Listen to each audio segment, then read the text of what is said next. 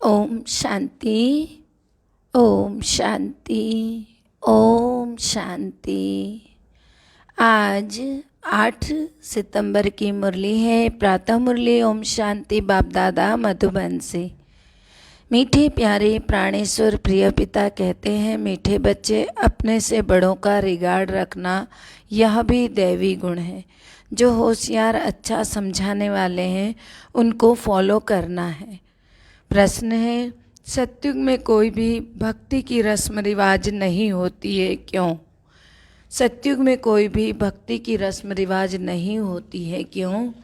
क्योंकि ज्ञान का सागर बाप ज्ञान देकर सदगति में भेज देते हैं। ज्ञान का सागर बाप ज्ञान देकर सदगति में भेज देते हैं। भक्ति का फल मिल जाता है। ज्ञान मिलने से भक्ति का जैसे डाइवोर्स हो जाता है। जब है ही ज्ञान की प्रारब्ध का समय, तो भक्ति तप दान पुण्य आदि करने की जरूरत ही क्या है। वहाँ यह कोई भी रस्म हो नहीं सकती है। ओम शांति, ओम शांति। पतित पावन शिव भगवान वाचे। अब बाप बैठ बच्चों को ज्ञान सुनाते हैं। बच्चों को समझाया गया है कि मैं यहाँ आता हूँ पतितों को पावन बनाने के लिए। ज्ञान सुनाता हूँ और कोई यह ज्ञान सिखला ना सके वह भी भक्ति सिखलाते हैं। वह बाकी सब भक्ति सिखलाते, ज्ञान नहीं सिखलाते। ज्ञान सिर्फ तुम बच्चे ही सीखते हो, जो कि अब तुम अपने को ब्रह्मा कुमार कुमारियाँ समझते हो। देलवाड़ा मंदिर तुम्हारे सामने खड़ा है, वहाँ भी राजयोग की तपस्या में बैठे। जगत अम्बा भी है, प्रजापिता भी है, कुमारी कन्या अदर कुमारी भी है। तो बाबा कहते हैं कि बाप राजयोग सिखला रहे हैं। ऊपर में राजाई के चित्र भी खड़े हैं। बाबा ने कहा यहाँ जगत अम्बा, प्रजापिता ब्रह्मा और कुमारी कन्या और अधर कुमारी मना शादीशुदा माताएं बहनें, बाप राजयोग उनको सबको सिखला रहे हैं। ऊपर में राजाई के चित्र भी खड़े हैं। बाप कोई भक्ति नहीं सिखलाते। बहुत लोग कहते हैं कि यहाँ केवल कुमारी कन्याएं ही आती हैं। खाली कुमारी कन्याओं में ही सब कुछ अच्छाइयाँ हैं ऐसा भी नहीं होता है।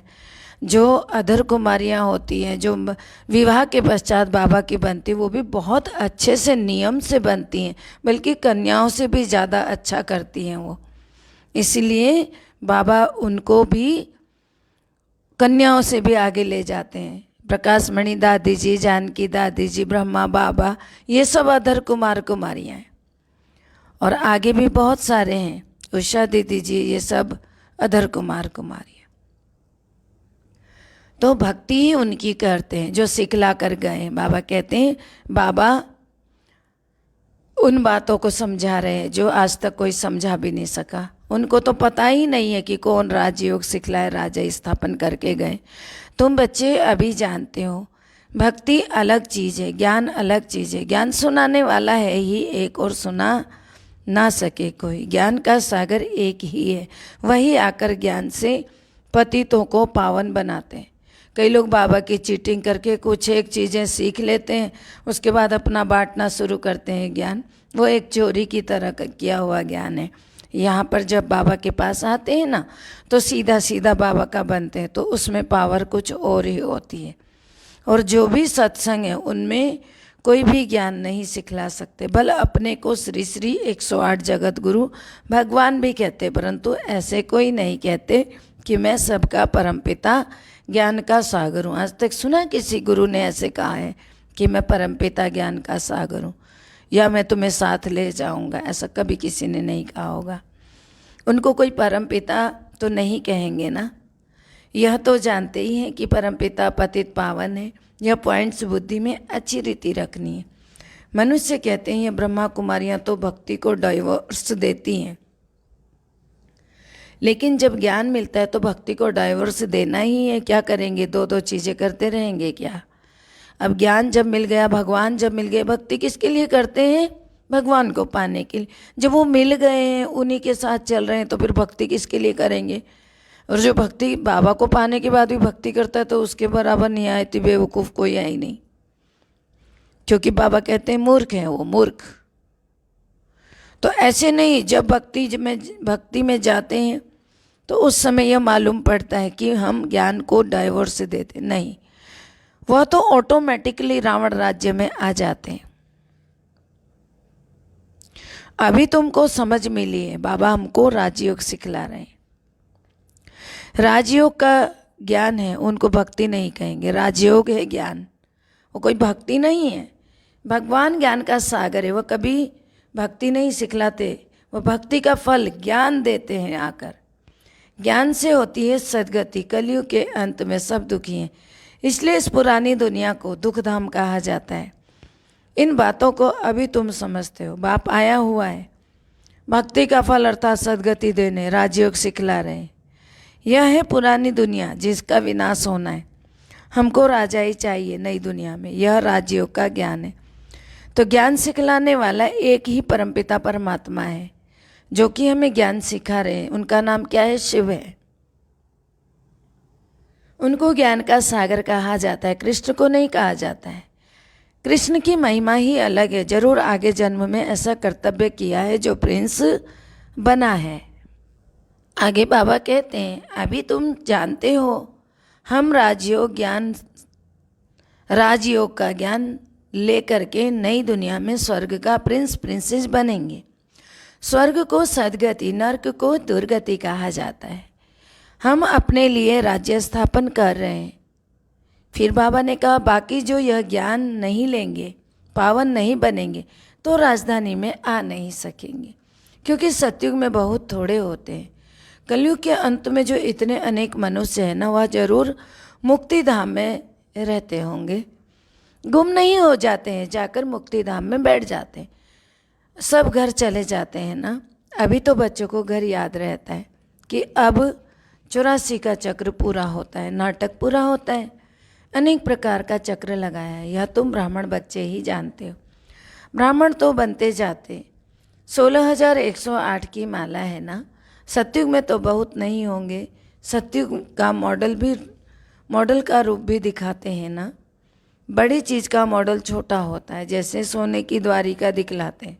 कहा जाता है द्वारिका में कृष्ण का राज्य था। अब द्वारिका में कहेंगे, वहाँ दिल्ली में कहेंगे। यमुना का कंठा तो यहाँ दिल्ली में, वहाँ तो सागर है। यह तो बच्चे समझते हैं। यमुना का कंठा था कैपिटल, द्वारिका कैपिटल नहीं है, दिल्ली मशहूर है। तो यमुना नदी भी चाहिए, यमुना की महिमा है। परिस्थान दिल्ली को ही कहा जाएगा। कहाँ है कैपिटल, राजधानी कहाँ है? दिल्ली है। तो बाबा कहते हैं बड़ी गद्दी दिल्ली ही होगी। अभी तो बच्चे समझते हैं भक्ति मार्ग खल्लास होकर के ज्ञान मार्ग होता है। यहाँ देवी राजधानी स्थापन हो रही है। बाबा कहते हैं आगे चल तुमको सब मालूम पड़ जाएगा, कौन कौन कितना कितना पास होते हैं। स्कूल में भी मालूम पड़ता है ना, फलाने इतने नंबर से पास हुए हैं। अभी दूसरी क्लास में जाते हैं, पिछाड़ी के समय जास्ती पता पड़ेगा कौन कौन पास होते हैं, जो फिर ट्रांसफ़र होंगे। क्लास तो बड़ा है ना, बेहद की क्लास है। सेंटर से दिन प्रतिदिन बढ़ते जाएंगे। कोई 7 रोज का कोर्स अच्छी रीति लेंगे, 1-2 रोज का कोर्स भी कम नहीं है। देखते हैं कलयुग का विनाश सामने खड़ा है। अब तो सतोप्रधान बनना है। बाबा ने कहा बुद्धि योग मेरे से लगाओ तो सतोप्रधान बन जाएंगे, फिर पवित्र दुनिया में आएंगे। तो पाठ तो जरूर बजाना है ना, पाठ बजाने के लिए तो आना पड़ेगा। जैसे ड्रामा में कल्प पहले पाठ बज चुका है, ऐसे ही भारतवासी ही पहले राज्य करते थे, फिर वृद्धि को पाया, झाड़ वृद्धि को पाता जाता है। फिर भारतवासी देवी देवता धर्म वाले हैं, परंतु पावन न होने के कारण उन पावन देवताओं को पूजते हैं। जैसे क्रिश्चियन लोग क्राइस्ट को पूजते हैं। आदि सनातन देवी देवता धर्म सतयुग में है। ने कहा आदि सनातन देवी देवता धर्म है सतयुग में। सतयुग की स्थापना करने वाला है बाप। बरोबर सतयुग में इन देवताओं का राज्य था, तो जरूर एक जन्म पहले इन्होंने पुरुषार्थ किया होगा ना, तो वह संगम ही होगा। जबकि पुरानी दुनिया बदल नई दुनिया होती है। फिर बाबा कहते हैं कि कलयुग बदल कर सतयुग आना है, तो कलयुग में ही पतित होंगे ना। बाबा ने समझाया है। यह लक्ष्मी नारायण का चित्र बनाते हो व लिटरेचर छपवाते हो तो उनमें लिख देना चाहिए कि इन्होंने यह सहज राजयोग के ज्ञान से आगे जन्म में यह पुरुषार्थ किया था। राजा रानी बनने से पहले का जन्म जो है वो संगम युग पर इन्होंने जो पुरुषार्थ किया था उसी से राजा रानी बने। पहले ये राजा रानी नहीं थे, पहले तो क्या थे, गरीब थे, बिल्कुल कलयुगी थे। तो प्रजा भी तो बनती है ना, बाबा कहते हैं सिर्फ राजा रानी तो नहीं बनेंगे, फिर प्रजा भी बनती है। कम पुरुषार्थ वाले प्रजा में आ जाते हैं, ज़्यादा पुरुषार्थ वाले राजा रानी बन जाते हैं। तो अज्ञान में तो कुछ भी मनुष्य जानते नहीं, सिर्फ पूजा करते रहते हैं। अभी तुम समझते हो, वे लोग पूजा करते हैं तो सिर्फ लक्ष्मी नारायण को ही देखते रहते हैं, ज्ञान कुछ भी नहीं, खाली देखते रहते। लोग समझते भक्ति बगैर भगवान ही नहीं मिलेगा। तुम कहते हो ना किसी को कि भगवान आया हुआ है, तो तुम पर सब क्या करते हैं, हंसते हैं ना। तो भगवान तो आएगा कलयुग के अंत में, अभी कहाँ से आया है, कलयुग के अंत में भी क्यों कहते हैं, यह भी समझते नहीं है। वह तो कृष्ण को ले गए द्वापर में, मनुष्य को जो आता है सो बोल देते हैं बिगर सोचे समझे। इसलिए बाबा कहते हैं तुम बिल्कुल ही बेसमझ बन गए हो, बाप को सर्वव्यापी कह देते हैं।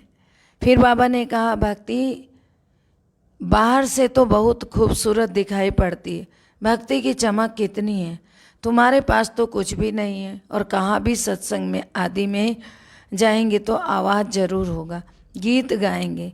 यहाँ तो बाबा रिकॉर्ड भी नहीं बजाते, पसंद ही नहीं करते रिकॉर्ड बजाना भी। आगे चल शायद यह भी बंद हो जाए। बाबा कहते हैं इन गीतों आदि का सब सार तुमको समझाता हूँ, तुम अर्थ जानते हो या पढ़ाई है। बच्चे जानते हैं हम राजयोग सीख रहे हैं, अगर कम पढ़ेंगे तो प्रजा में चले जाएंगे। इसलिए जो बहुत होशियार हैं उनको फॉलो करना चाहिए, क्योंकि उनका पढ़ाई में अटेंशन जास्ती है, उनसे फ़ायदा होगा। अगर जास्ती पढ़ाई में अटेंशन है बाबा की तो उनसे फ़ायदा सबको हो सकता है। तो जो अच्छा समझाने वाले हैं उनसे सीखना चाहिए, जो अच्छा समझाते हैं उनको सेंटर्स पर याद करते हैं ना। ब्रह्मा कुमारी तो बैठी है फिर भी कहते हैं फलानी आए, समझते हैं ये बड़ी होशियार है। ऐसे तो उसका फिर आदर भी करना पड़े, बड़े पर फिर रिगार्ड भी करना पड़ता है। ऐसा रिगार्ड रखना होता है, बड़ा है क्योंकि समझदार है इसलिए बड़ा है, उसको सारा ज्ञान है, सही से समझा पाता है। तो उनका बाबा ने कहा उनको रिगार्ड देना चाहिए। तो यह ज्ञान में हमारे से तीखे हैं, जरूर इनको उच्च पद मिलेगा। इसमें अहंकार नहीं आना चाहिए। बड़े ते बड़ी इज्जत होती है, प्रेसिडेंट की जरूर जास्ती इज्जत होगी, हर एक की नंबरवार इज्जत होती है ना, एक दो का रिगार्ड तो रखते हैं ना। बैरिस्टर में भी नंबरवार होते हैं, बड़े केस में बड़ा होशियार वकील लेते, कोई कोई तो लाख रुपए का भी केस उठाते, नंबरवार तो जरूर होते हैं। हमसे होशियार हैं, रिकॉर्ड रखना पड़ता है, उनका रिगार्ड रखना पड़ता है। इसलिए सेंटर संभालना है, सब काम भी करना है। बाबा को सारा दिन बाबा का भी ख्यालात रहे, बाबा को रहता है ना, ब्रह्मा बाबा को सारा दिन ख्यालात, प्रदर्शनी कैसी बनाई जाए पूरा टेंशन देना है। हम तमो प्रधान से सतो प्रधान कैसे बने, बाप आए ही हैं सतो प्रधान बनाने, पतित पावन बाबा आए हुए, बाप ही तो पतित पावन है ना। यहाँ फिर कहते हैं पतित पावनी गंगा, अब पानी की गंगा पतित पावनी या शिव बाबा पतित पावन है, तो उसमें जन्म जन्मांतर आपने स्नान किया, क्या आप पावन बने? पावन तो कोई भी नहीं बना सकता। ये सब भक्ति है जो पावन बनाने के नए नए तरीके बताती है, लेकिन बनता कोई भी नहीं है।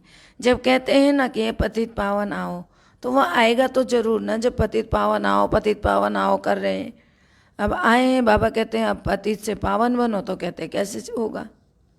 वह आएगा तो जरूर। फिर कब आएगा? संगम पर आएगा, जब कलयुग का अंत हो और सतयुग आने वाला हो, तभी जाकर के शिव बाबा धरती पर आएंगे और तब हमको यह सारा ज्ञान देंगे। फिर बाबा कहते हैं ना, और आएंगे भी कब? एक ही बार आएंगे संगम पर। हर एक की अपनी अपनी रस्म रिवाज, जैसे नेपाल में अष्टमी पर बलि चढ़ाते हैं, छोटे बच्चे को हाथ में बंदूक दे चलवाते, वह भी बलि चढ़ाएंगे, बड़ा होगा तो एक धक से बछड़े को काट देगा। यह सब भक्ति मार्ग में देखो क्या क्या है। हर एक की अपनी अपनी कल्पना है, सोच सपने देख रहे होते और स्वप्न से ही अपना सारा कार्य कर रहे होते। सपने से ही चित्र बनाए, सपने से ही कहानी लिख दी और सपने से ही हत्या करना शुरू किया सबका। कल्पना पर फॉलोअर्स बन जाते हैं। आदि बाबा कहते हैं यहाँ फिर नई बातें, इनको तो बच्चे ही जान सके। एक ही बाप बैठ सृष्टि के आदि मध्य अंत का ज्ञान सुनाते। तुमको खुशी रहती है हम स्वदर्शन चक्रधारी हैं और कोई समझ ना सके। तुमको सभा में हम कहेंगे सर्वोत्तम ब्राह्मण कुलभूषण स्वदर्शन चक्रधारी, तो इसका अर्थ तुम समझेंगे। नया कोई होगा तो मूंझ जाएगा, उलझ जाएगा, वो नहीं समझेगा। मूंझ जाएगा माना कंफ्यूज हो जाएगा। यह क्या कहा, स्वदर्शन चक्रधारी तो विष्णु है, यह नई बात है ना। विष्णु के हाथ में होता है स्वदर्शन चक्र, ये सब लोग स्वदर्शन चक्रधारी कैसे हो सकते? 5 स्वरूप घुमाने को स्वदर्शन चक्रधारी कहते। तो फिर उन्हों को क्या मालूम क्या कह रहे हैं बाबा। इसलिए तुम्हारे लिए कहते हैं बाहर मैदान में जाओ तो पता पड़े, तुम्हारा है ज्ञान मार्ग। तुम 5 विकारों पर जीत पाते हो। इन आसुरों अर्थात 5 विकारों से तुम्हारी लड़ाई है।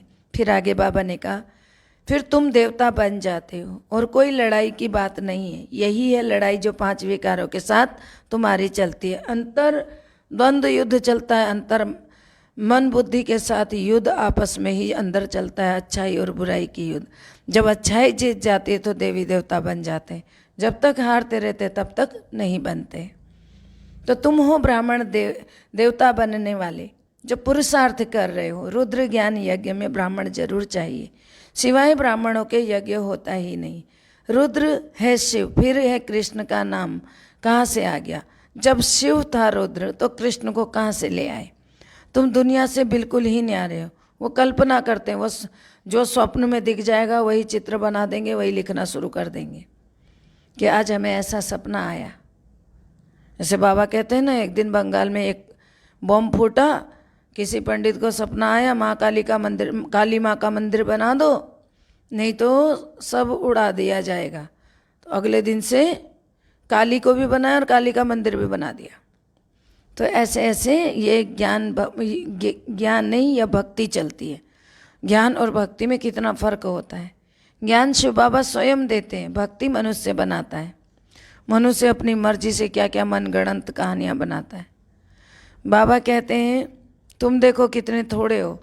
चिड़ियाओं ने सागर को हप किया कहते हैं ना, इसका मतलब यह है कितनी कितनी बड़ी बड़ी कहानियाँ बना देते। कभी चिड़िया सागर को हप करते हैं क्या?